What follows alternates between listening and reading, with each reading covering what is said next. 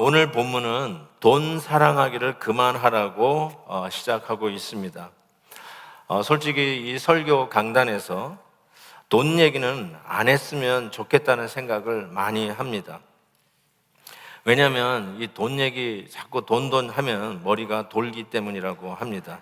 그래서 가능하면 안 하고 싶지만 본문이 본문이고 또 새롭게 예배당의 문을 열면서 오는 이 첫 주일에 또 이 본문이 또 이 본문입니다. 그래서 하나님의 말씀을 있는 그대로 전하기를 원합니다.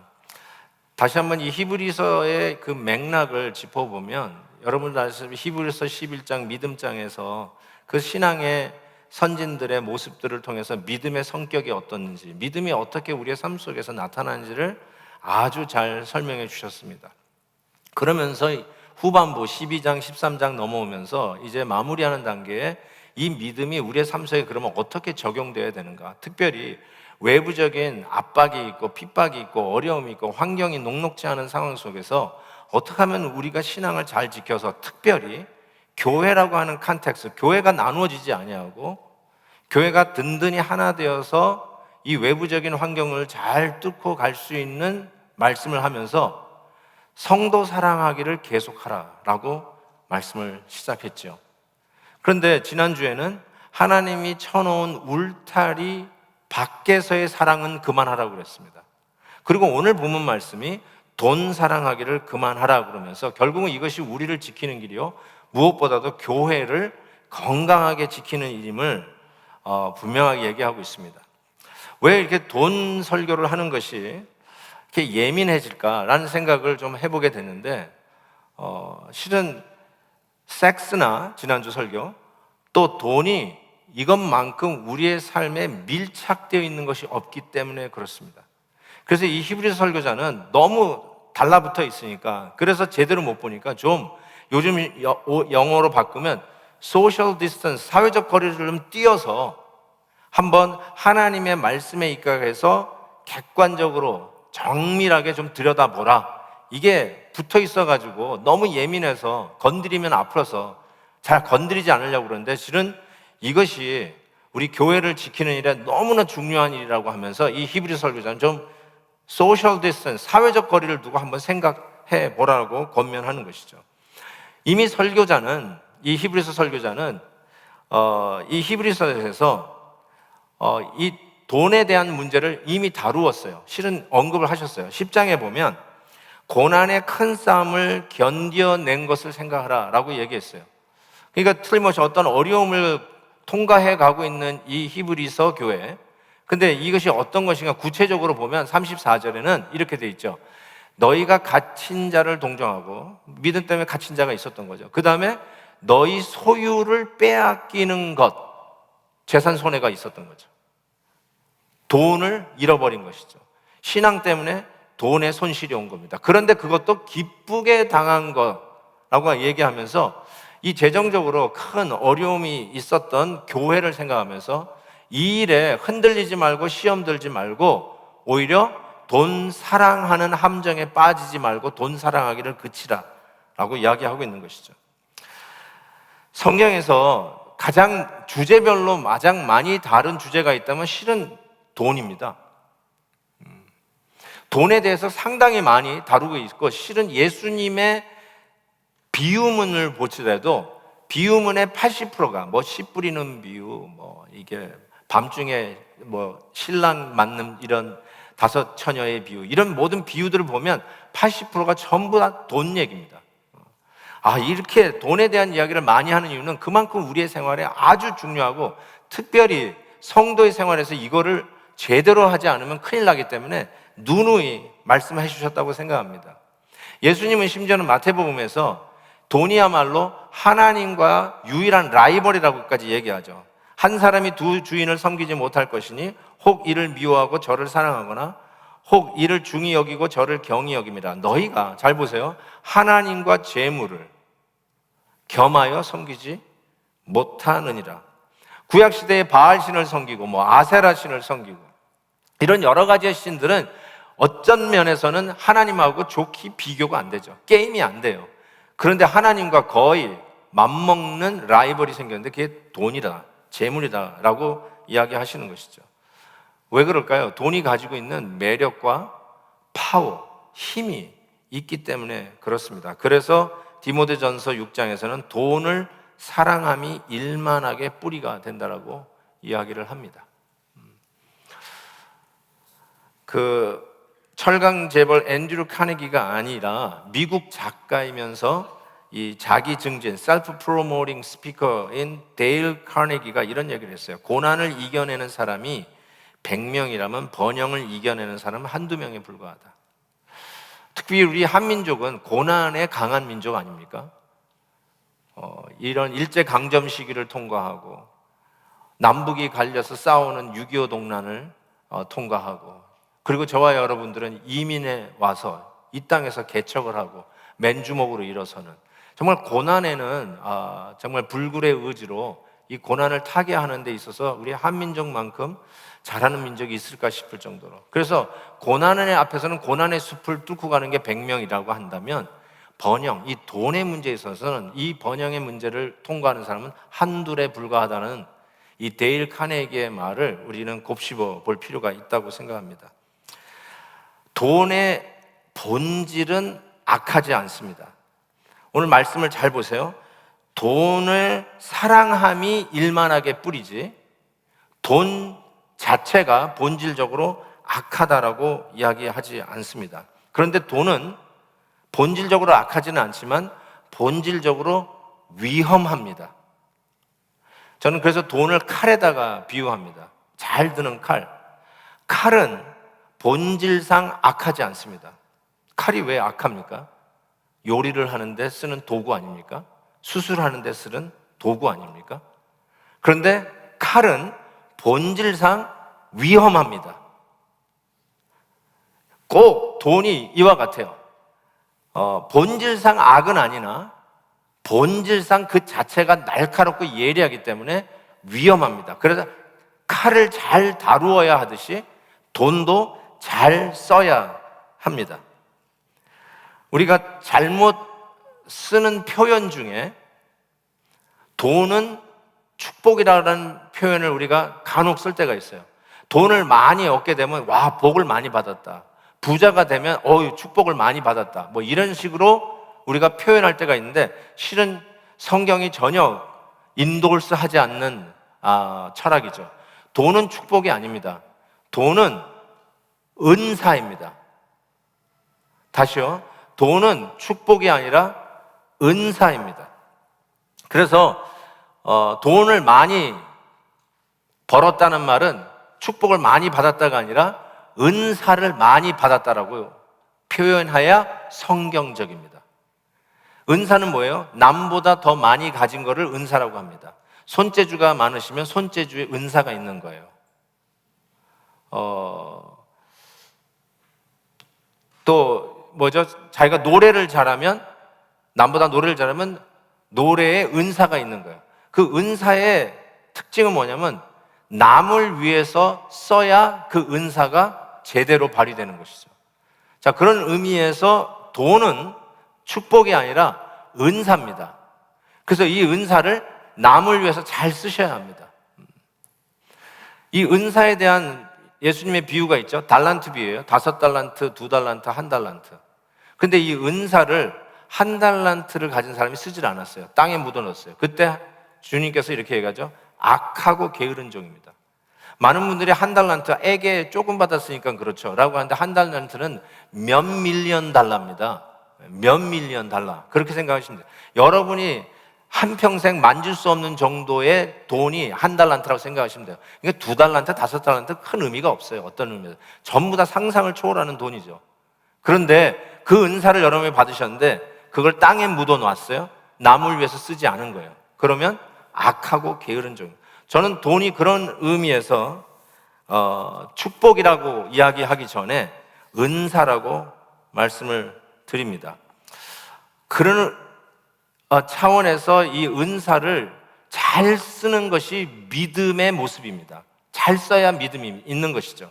이게 이제 믿음장에서부터 계속 연결되어서 지금 적용을 하는데, 돈은 축복이 아니라 은사다는 거죠. 지난주에도 말씀드렸지만 교회의 리더, 목사, 장로, 안수 집사님들, 교회 리더의 자격을 성경에는 박아놨어요. 자격론을 성경에서 제가 거의 못 봅니다. 그런데 교회 리더는 자격론을 박아놨어요. 그래서 실은 나그네 대접하는 거 잘 해야 된다고 얘기했죠. 나그네 대접이 어떤 의미인지 지난 설교에서 잘 말씀드렸습니다. 디모데전서에 보면 이렇게 돼 있어요. 나그네를 대접하며 가르치기를 잘하며 술을 즐기지 아니하며 구타하지 아니하며 오직 관용하며 다투지 아니하며, 그리고 여기다가 이거를 명시해놨어요. 돈을 사랑하지 아니하며. 교회 리더는 돈을 사랑하는 자가 되면 안 됩니다.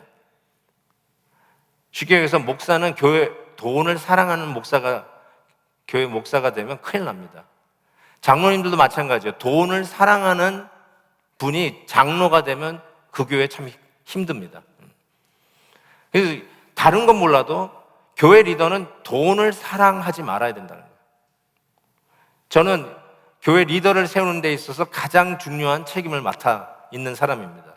그래서 저는 이 부분을 확인을 해야 돼요. 그렇지 않아요? 이 자격론을 확인해야 되잖아요. 어떻게 확인을 해야 될까요? 한 분 한 분 물어봐야 되나요? Do you love money? 물어봐야 돼요. 어떤 객관적인 무슨 에비던스, 증거 이런 게 있어야 될 거 아니에요. 어떤 객관성을 가지고 얘기를 할 수 있어야 되잖아요. 돈을 사랑하는 사람이 교회 리더로 세워지면 안 되니까, 그렇죠. 그거 확인해야 될 거 아닙니까? 제가 말씀드릴게요. 어떻게 확인해야 되는지. 돈에 대한 오해가 있는데, 아까도 말씀드린 것처럼 돈은 축복이 아니라 은사입니다. 꼭 기억하세요. 돈이면 다 된다고 생각하는 거 오해입니다. 그렇게 생각하시는 분은 정말 머리가 돌았어요. 그건 진짜 돈 것입니다. 부자가 성공했다라고 이야기하는 거, 그거 절대 아닙니다. 그렇게 생각하시면 정말 돈 겁니다. 부자가 행복하다고 생각하는 거, 이것도 역시 돈 겁니다. 제가 설교 제목을 너무나 잘한 것 같아요. 돈 사랑 그만하게. 돈 거예요, 돈 거. 이런 거예요. 우리 자녀들이 여기서 지금 자라고 있잖아요. 이 자본주의 사회 속에서 자라가면서 부자가 되면 행복할 거라고 생각하고 크지 않습니까? 얼마 전에 통계를 봤는데요. 미국 사는 사람들이 20세, 20살 될 때까지 100만 건의 광고를 본답니다. 제가 이거를 나누어 봤더니 20살 되기 전까지 여기서 미국에서 자라는 사람들이 하루에 137건의 광고를 본다는 거예요. 지금 이 팬데믹 상황에서 실은 우리는 훨씬 더 많은 인터넷과 온라인으로, 유튜브로 더 많은 광고를 본다고 생각해요. 제가 10분짜리 유튜브를 보기 위해서 3개의 광고를 봐야 되더라고요. 여러분도 요즘 유튜브 많이 보실 텐데 10분짜리 클립을 보는데 광고가 3번 뜨더라고요. 그러니까 더 많이 봐요, 우리가. 근데 광고의 내용이 주로 뭘까요? 새로운 신상품을 소개하면서 이거를 가지시면 그런 메시지를 정확하게 전하지 않는다 해도 You will be happy. 여러분 행복할 거라고. 이걸 가지시면 훨씬 더 나은 생활, 더 행복한 생활을 가질 거라고. 아이폰 13이 나왔는지 모르겠는데 우리 자녀들 아이폰 13이 나오면 광고할 거 아니에요? 야, 내가 저 폰을 가지면 행복할 텐데. 새로운 신상품이 나오면, 새로운 세탁기가 나오면, 새로운 냉장고가 나오면, 김치 냉장고가 저거 나오면, 야, 저거 사면 우리가 행복할 건데 라는 아이디어를 자꾸 주입하잖아요. 그러면 저걸 사기 위해서는 돈을 벌어야 되고 돈을 가져야 되고, 그래서 그 많은 돈으로 저걸 사면은 내가 행복할 거다. 그래서 자꾸 부자가 돼야 행복할 거라고 하는 오해를 한다는 것입니다. 근데 우리는 알잖아요. 우리는 알아요. 그것이 결단코 행복을 개런티 해주지 못한다는 것이죠. 그래서 오늘 성경에서는 이렇게 다시 본문으로 돌아가면 돈을 사랑하지 말고 있는 바를 족한 줄로 알아. 이거예요. 핵심이 돈 사랑하지 말라는 것이 무슨 뜻이냐? 있는 바를 족한 줄로 알라는 것이죠. 자족에 비밀이 있다는 것입니다. 즉, 자족할 때 돈 사랑에 빠지지 않습니다. 돈 사랑의 함정에 빠져서 그 날카로운 칼과 같은 돈에 찔리거나 베이거나 망하지 않습니다. 그리고 돈이 축복이 아니라 은사인 걸 알아서 돈을 잘 쓰는, 정말로 하나님이 기뻐하신 대로 잘 쓰는 사람이 된다는 것입니다. 마치 칼이라고 되어 있죠. 칼을 많이 가졌다, 그 축복을 많이 받았다라고 하기가 좀 그렇잖아요. 그러나 칼을 많이 받았으면 더 많은 사람을 위해서 요리를 해줄 수 있는 도구가 생긴 거 아니에요. 더 많은 사람에게 제공할 수 있잖아요. 그런 의미에서의 은사예요. 돈을 많이 받았다, 많이 벌게 되었다, 많이 베풀 수 있는 은사를 받았다는 것, 그걸 꼭 기억하셔야 되는데, 역시 이 자족의 비결을 터득하는 것이 만만치 않은 것 같습니다. 전도서에서는 이렇게 얘기해요. 은을 사랑하는 자는 은으로 만족하지 못하고 풍요를 사랑하는 자는 소득으로 만족하지 아니하나니 이것도 헛되도다. 참, 자족한다는 게 이게 이렇게 쉬운 일이 아니구나 라는 생각을 해보게 돼요. 옛날에 한 임금이 있었어요. 근데 아주 몹쓸 병에 걸린 거예요. 근데 치료를 하려고 해도 이게 치료가 안 되는 거예요. 근데 한 현자가 와가지고 하는 말이, 이 나라에서 이 자족하는 사람을 찾아서 그 사람의 셔츠를 입으면 임금님의 그 몹쓸 병이 낫습니다. 그래서 그러냐고 그래가지고 다 찾으라고, 자족하는 사람 찾으라고. 그런데 일주일을 찾아도 자족하는 백성을 찾을 길이 없는 거예요. 정말 낭망돼서요. 아니, 이렇게도 자족하는 사람이 없느냐, 다시 또 나가서 또 찾으라 해서 정말 방방곡곡 저 깡총까지 다 뒤져가지고 드디어 낭보가 날라왔는데 한 사람을 찾았다는 거예요. 빨리 데리고 와라, 빨리 데리고 와라. 데리고 왔어요. 드디어 임금 사는 궁정에 데려왔는데 이게 웬일입니까? 이 자족의 비결을 아는 이 사람은 셔츠를 안 입고 사는 사람이에요.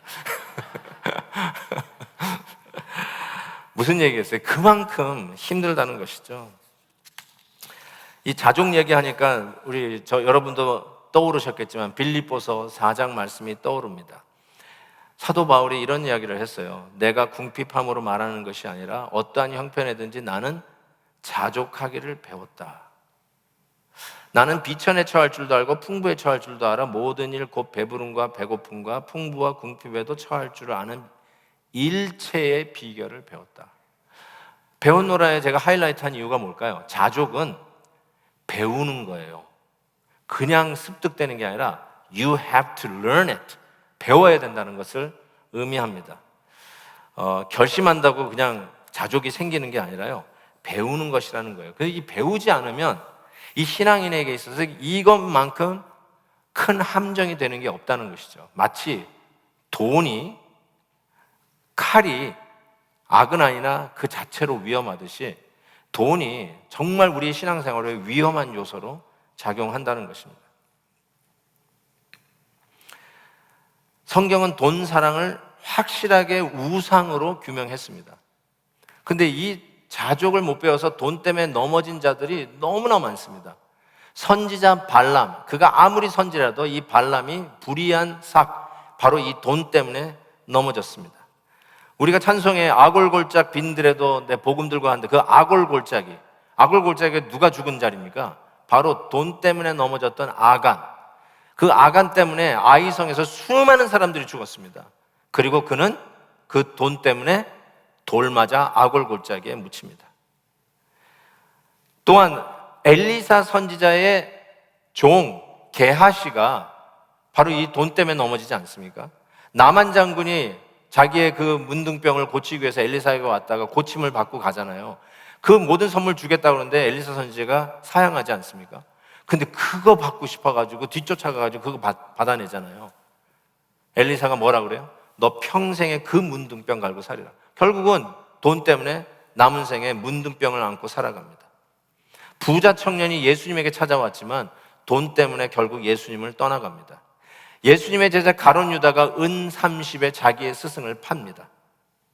초대교회에 어쩌면 영웅과 같은 인물로 소개되고 이름을 남길 수 있었던 아나니아와 삽비라가 사도 앞에서 그 밭을 판 돈 아까워서 그 돈 때문에 거짓말해서 그 자리에서 죽음을 당하는 비극의 부부가 되죠.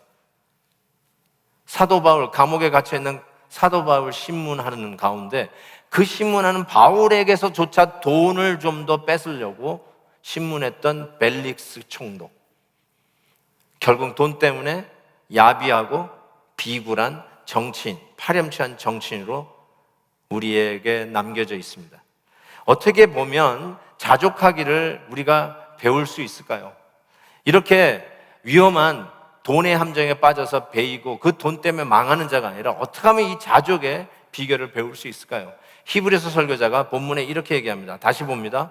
돈을 사랑하지 말고 있는 바를 족한 줄로 알라. 그가 친히 말씀하시기를, 우리 주님께서 친히 말씀하시기를, 내가 결코 너희를 버리지 아니하고 너희를 떠나지 아니하리라 하셨느니라. 이거예요. 이게 비결이에요. 어떻게 배워야 되냐면 우리 주님이 나를 버리지 아니하고 나를 떠나지 아니하리라 라는 것이죠. 이거를 바울은 다시 그 일체의 비결, 자족의 비결을 배웠다고 하는 바울은 바로 그 다음 절에 이렇게 쓰고 있었어요. 빌립보서 4장 13절. 여러분이 잘 아는 말씀. 내게 능력 주시는 자 안에서 내가 모든 것을 할 수 있느니라. 히브리서 설교자는 어떻게 자족의 비결을 배우냐? 주님이 나를 버리지 아니하고 나를 떠나지 않는다. 이거를 확실하게 붙들라는 거죠. 그거를 바울은 어떻게 표현하냐면 내게 능력 주시는 자 안에서 내가 이 자족의 비결을 배웠다라고 이야기하는 것입니다. 이 자족의 비결을 이게 터득한 자는 그들의 삶 속에 반드시 열매로 나타나게 돼 있어요. 이 자족의 비결을 깨닫고 배운 자는 돈 사랑하기를 그만하게 돼 있어요. 그것이 구체적으로 증거로, 객관적인 증거로 드러나게 되어 있단 말이죠. 어떻게 그 객관적인 증거를 찾아낼 수 있을까요? 성경에서 힌트를 줍니다. 마태복음 6장에 보면 네 보물이 있는 그곳에는 내 마음도 있느니라. 이 보물이 돈이에요. 네 돈이 있는 그곳에는 네 마음도 있느니라. 정확합니다. 정확합니다. 망고불변의 진리 중에 진리입니다. 내 돈이 있는 그곳에 네 마음이 있다라고 주님께서 확실히 얘기하셨어요. 어떻게 이 말이 그러면 결국 여러분 돈이 어디 있는지를 확인해야 된다는 건데 우리 교회 컨텍스트에서 얘기하는 거예요. 지금 히브리서 설교자는 교인들에게 얘기하는 거예요. 당연히 헌금입니다. 헌금 생활에 자족의 비결을 깨달은 성도들의 열매가 구체적으로 드러나게 돼 있어요. 예수님께서 얼핏 보면 굉장히 치사한 행동이 오늘 이 복음서에 적혀져 있어요. 왜 제가 치사하다고 얘기하는지 한번 보세요. 마가복음 12장에 보면 예수께서 헌금함을 대하여 앉으사. 이 말이 무슨 말이에요? 여러분 이젠 더 이상 우리가 헌금 주머니를 예배 시간에 안 돌리잖아요. 그러니까 들어오시면서 헌금함에 헌금 넣고 오셨죠. 근데 예수님께서 그 헌금함 옆에 앉으셔서 헌금함을 대하여 그걸 보고 계셨다는 뜻이에요. 그리고 이렇게 얘기합니다. 어떻게 헌금함에 돈 넣는가를 보실세. 헌금함에 돈 넣는 거를 보셨다는 거예요. 그러니까 얼마 넣는지를 보고 계셨다는 뜻이에요. 요즘 우리는 봉투에 넣으니까 얼마 넣는지를 우리는 볼 수가 없어요. 근데 만약에 예수님이 지금 우리 헌금함 앞에 앉아 계셨다면 봉투를 열어보고 이리 줘봐. 그리고 헌금을 열고 보셨다는 거예요. 아, 얼마 넣었구나. 그리고 주님이 아셨다는 거예요. 옛날에는 그 헌금함에 들어가는 동전 소리만 들어도 얼마 넣었는지를 금방 알 수 있었어요. 그러면서 이 과부의 두랬던 헌금에 대해서 주님께서 얘기를 하시죠. 얼마, 절대적인 헌금의 양을 가지고 말씀한 것이 아니라 이게 뭐냐면 저 많은 절대적인 양을 훨씬 많이 헌금한 사람들보다 이 과부가 더 많이 헌금했다라고 하시면서 과부가 헌금한 마음을 읽어내신 것이죠. 마음을 보신 거예요. 마음. 그러니까 내 보물이 있는 곳에 내 마음이 있다. 이 정확한 말씀입니다. 헌금, 뭐 볼 게 없어서 헌금을 뚫어지게 쳐다보고 계신 예수님. 좀 치사하다는 생각이 들 정도로 돈이라는 것이 그만큼 민감하게 우리에게 다가오기 때문에 설교 강단에서도 제대로 잘 하지 못하는 그런 아쉬움이 있는 바로 이 문제를 치사할 정도로 예수님은 들여다보시면 얼마 내는지를 보고 계셨다는 것이죠.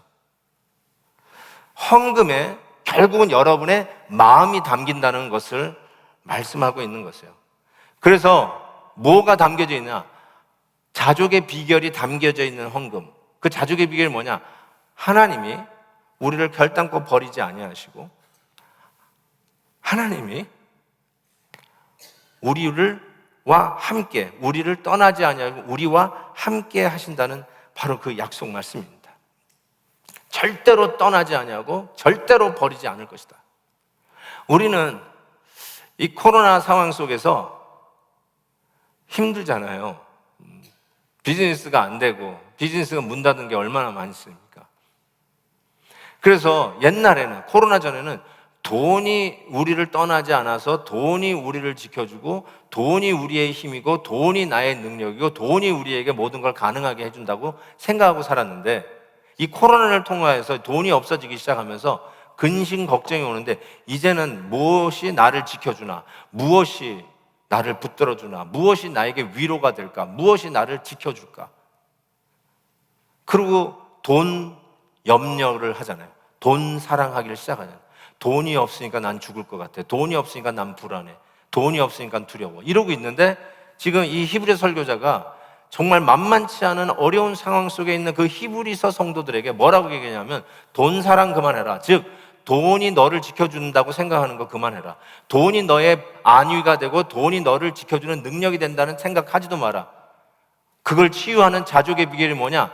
하나님은 너를 결단코 버리지 아니한다. 하나님은 너와 함께 하신다. 이 메시지예요. 사도 바울은 뭐라고 했어요? 내게 능력 주시는 자 안에서 내가 모든 것을 할 수 있다. 아멘입니다. 아멘. 틀림없습니다. 여러분의 헌금에 여러분의 마음이 담겨요.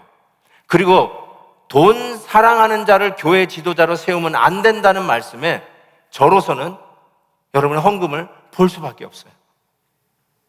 교회 리더를 세울 때 볼 수밖에 없어요. 자족의 비결을 깨달으면 저는 이 헌금 생활에서 11조를 하게 된다고 생각해요. 11조를 하게 돼 있어요. 자족의 비결을 깨달은 성도들은 11조를 합니다. 근데 제가 이거 하나 더 말씀드리고 싶은 게, 이렇게도 얘기했어요.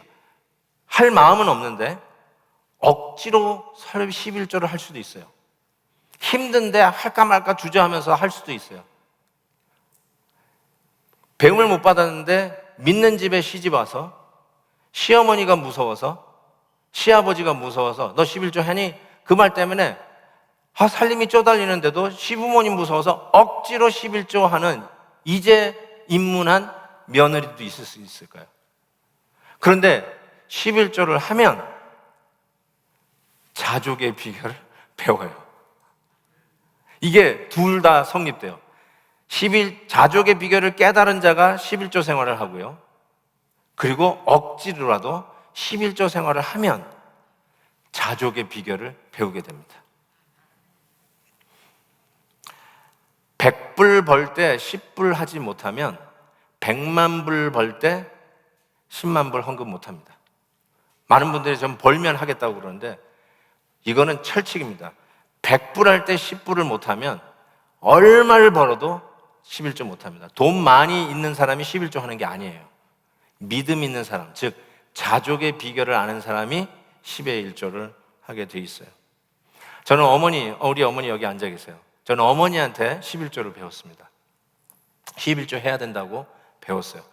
그러니까 저 같은 이제 모태신앙인은 솔직히 아깝고 막 손이 부들부들 떨리면서 11조 해본 적은 거의 없는 것 같아요. 당연히 하는 거예요. 평생 했어요. 근데 나중에 신앙을 배우게 되셔서 들어오신 분들은 갑자기 11조라는 얘기를 들으면 이거 만만치 않습니다. 정말 대단한 믿음이 아니면 10의 1조 잘 하기 힘들 거예요. 그런데 성경은 10의 1조를 대단한 것이 아니라 rule of thumb, 미니멈입니다. 성도들이 할 수 있는 헌금의 최저가 11조예요. 이건 율법이 아니에요. 율법이 아니에요. 하나님의 은혜로 산다라고 하는 신앙 고백을 10의 1로 하나님 앞에 나타내는 것이고, 하나님의 은혜로 내가 여기까지 왔음을 믿고 하나님이 나를 버리지 아니하시고 하나님이 나와 함께 하시고 하나님이 내 능력이고 하나님이 내 안보이고 하나님이 내 장래이고 하나님이 나를 책임져 주신다는 그 믿음을 가지고 드려지는 게 10의 1조입니다. 미니멈이에요. 저는 어머니에게서 10의 1조에 대해서 배웠고요. 저는 그래서 우리 자녀들에게 11조를 가르쳤습니다.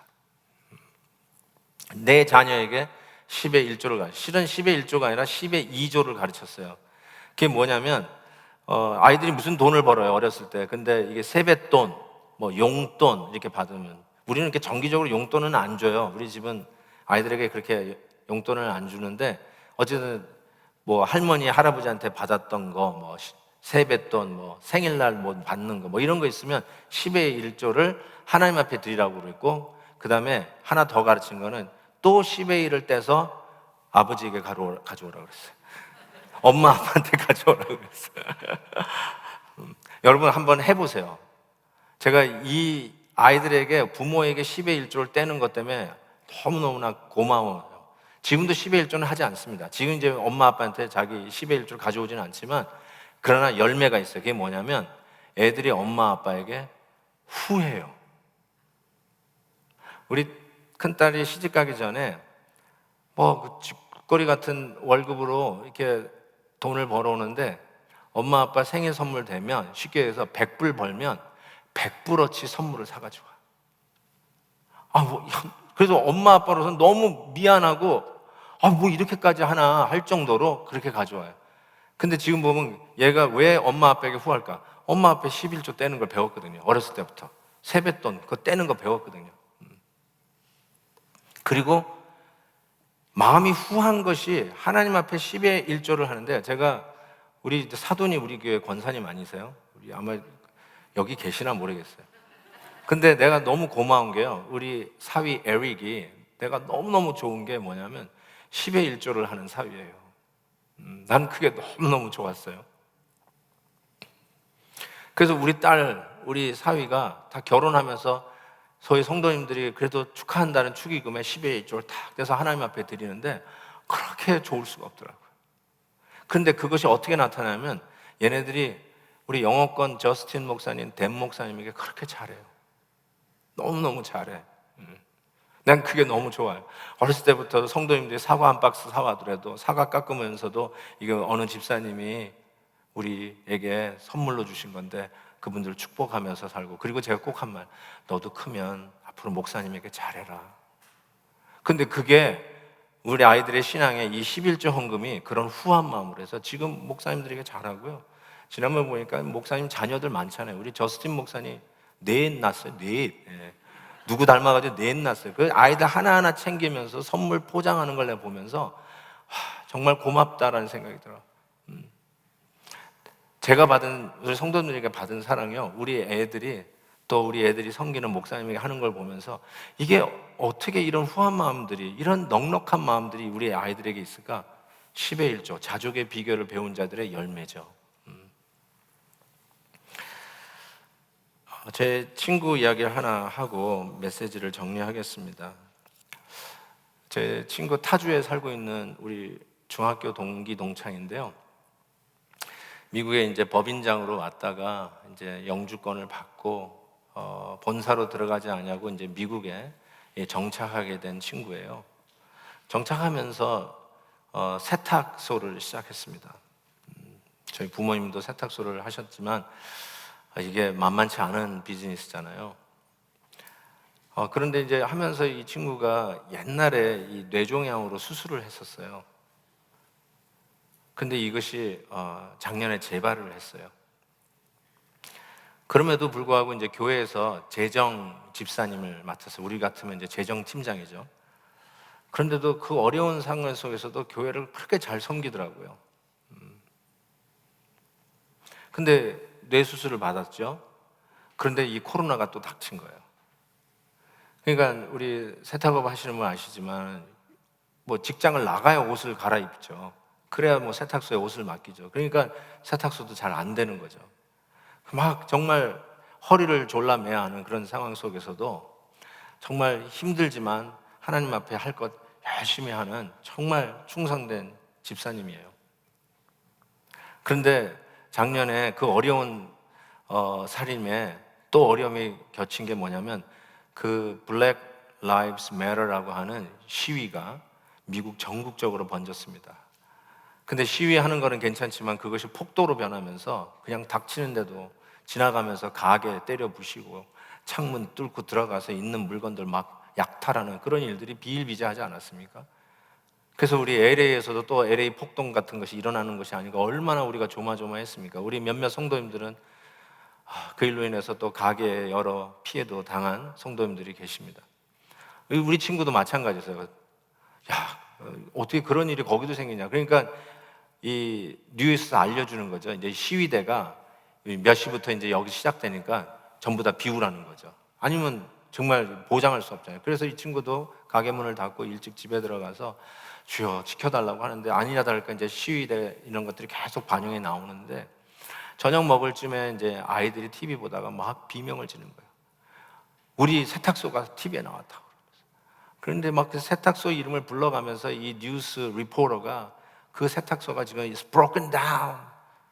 그러면서 모든 유리창은 다 깨지고 지금 뭐 폭도들이 다 깨부리시고 하는데 자기 그 세탁소를 그렇게 깨부리 얼마나 힘이 들겠어요. 정말 죽어라 하는데 그런 일이 벌어진 거예요. 그러면서 가족들이 앉아가지고 같이 막 기도하고 어떡하든지 간에 지켜달라고 막 그러는데 그 로컬 그 TV가 그 CCTV하고 연결해가지고 그걸 계속 이렇게 보여주고 있더래요. 그 다운타운 거리를 계속 보여줘서 늘 그 TV를 보면서 그냥 그 폭도들이 있는데 나가서 가게를 지킬 수도 없고 그래서 이제 조마조마하게 TV에만 보면서 꼬박 밤을 새는데 새벽쯤 됐나 막 사람들이 아직도 막 계속 소리를 지르며 지나가는데 이렇게 파란색 텐트 같은 그런 천을 가지고 두 사람 정도가 가게 앞에서 뭘 하고 있더래요. 그래서 드디어 가게 안에 들어가서 뭐 다 그 옷을 훔쳐가나 보다. 제일 걱정되는 게 손님들의 옷을 훔쳐갈까 봐 그게 제일 힘들대요. 그거는 변상할 방법이 없대요. 어쩌면 그냥 돈이 뭐 5불짜리라면 5불 주면 되겠지만 어떤 건 의미 있는 옷일 수 있잖아요. 어디서든지 다시 살 수 없는 옷. 그런 거 좀 들고 갈까 봐 너무너무나 걱정했는데 어쨌든 야 드디어 오나 보다 그랬는데 가만히 보니까 그 깨진 창문을 그 파란 천으로 막아주고 있더래요. 그러니까 자기는 가지도 못하고 애들이 하고 그거 한번 보고 있는데 그걸 보니까 가슴이 뭉클해지는 거예요. 네, 뭉클해지더래요.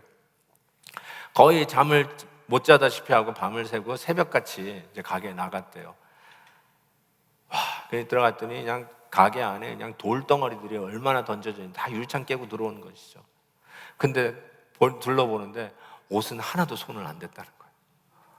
너무 감사. 하나님 우리 기도를 들으셨구나. 너무 감사해가지고 유리창을 치우면서 이제 정리를 하고 있는데 손님들이 한 명, 두 명씩 오면서 어제 뉴스에서 네 가게 봤다고.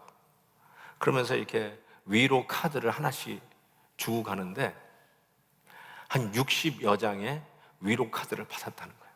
지나가면서 너는 정말 좋은 사람이라고 우리 동네를 떠나지 말라고 Don't go back to Korea 한국으로 돌아가지 말라고 상처받았다고 상가하지 말고 너는 우리 이웃이라고 우리 가족이라고 막 그러면서 위로 카드를 이렇게 주는데 얼마나 많이 이 주민들이 자기를 돕기 위해서 성금을 냈는지 모른대요.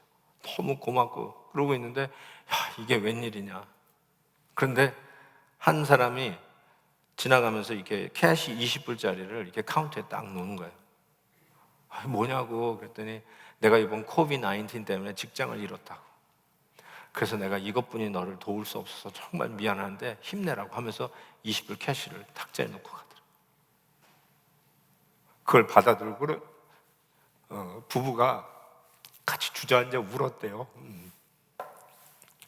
그러면서 주님을 위해서 충성 다해서 열심히 했는데 어떻게 뇌수술 받고 코로나로 해서 살림은 쫄아들고 렌트비 낼 거 걱정하고 있는데 하나님이 이런 상황 속에서 상상을 초월하게 채워주시는 그 하나님의 은혜에 감사해서 너무너무 울었다는 거예요.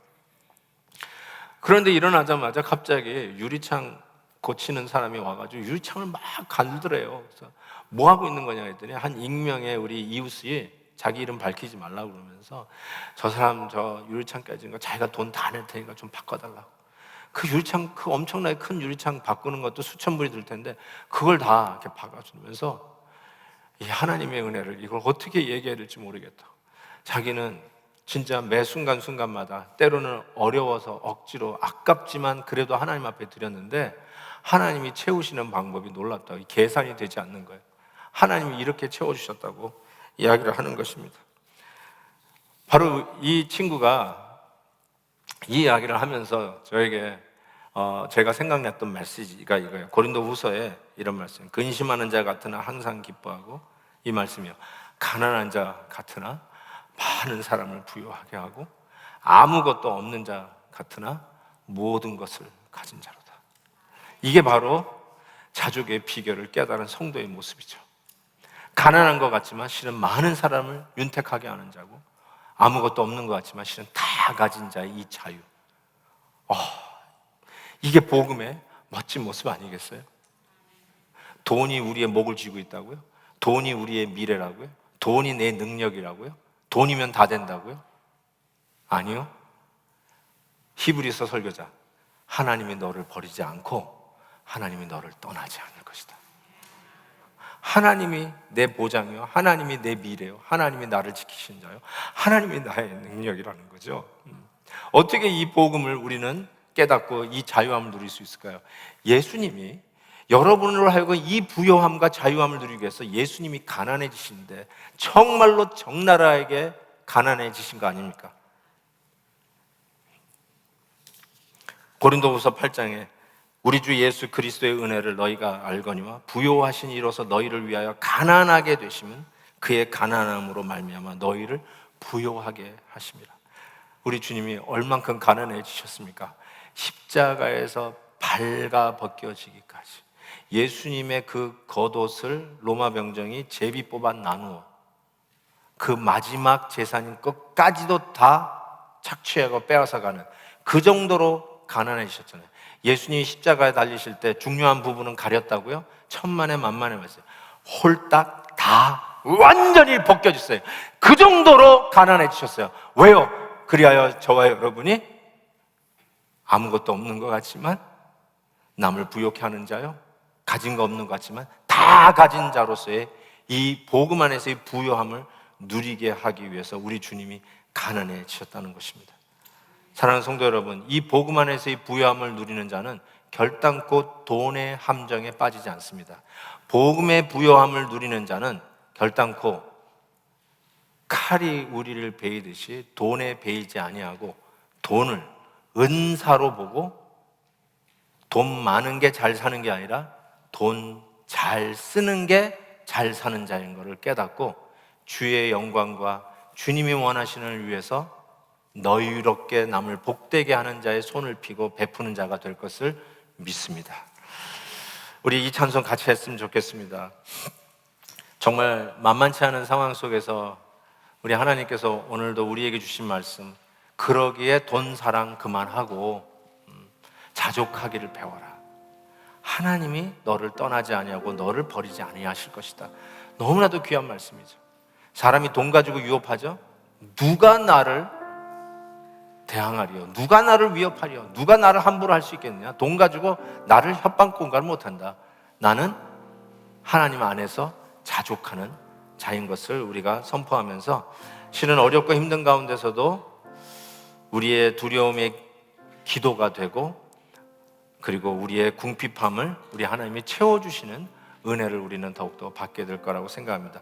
우리 이 찬송 2절과 3절을 부르시면서 오늘 우리 배운 말씀을 우리 가슴에 적용하고 우리의 삶에 적용할 수 있기를 바랍니다. 그 두려움이 변하여 내 기도 되었고, 그 두려움이 변하여 내 기도 되었고, 전날의 한숨 변하여 내 노래 되었네. 주님을 찬송하면서 할렐루야 할렐루야. 내 앞길 멀고 험해도 나 주님만 따라가리. 내 주는 자비하셔서 늘 함께 계시고,